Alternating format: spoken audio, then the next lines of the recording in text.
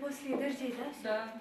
Это не первая пострадавшая семья от града в Икажево, но первая, обратившаяся именно к Зареме Чахкиевой. Уполномоченная по правам ребенка в Ингушетии выехала к Шанхоевым, чтобы лично оценить ущерб и посмотреть, в каких условиях они живут. Здесь тоже крыша провисла.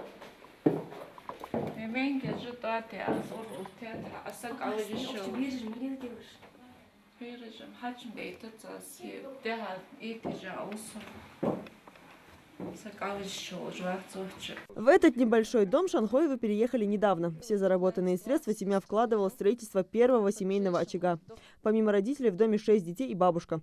После града пострадала большая часть нового дома. Вся семья размещается пока в одной комнате. Андулиновая крыша оказалась бессильна против ливней такой силы.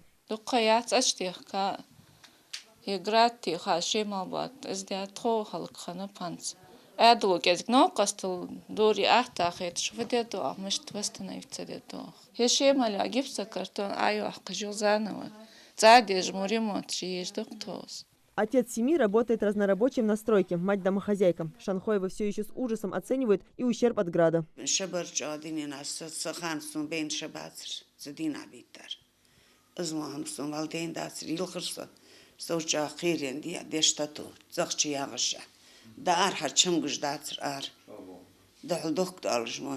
Чтобы не откладывать решение проблемы в долгий ящик, Зарема Чахкиева обратилась к представителям местной администрации, где определили, какая именно помощь будет оказана многодетной семье.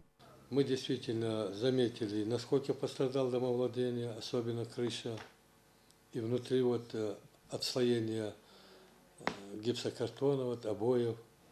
С хозяином дома мы поговорили.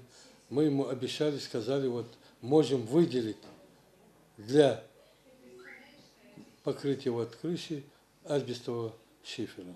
Свою миссию уполномоченная по правам ребенка после продуктивного разговора с местными властями не считает завершенной. Зарема Чахкиева планирует привлечь для помощи семье дополнительные силы. Глава сельского поселения обещал им кровлю и в ближайшее время устранить все неполадки. Я сама постараюсь помочь этой семье через наши все фонды и поддержать их и материально, и морально.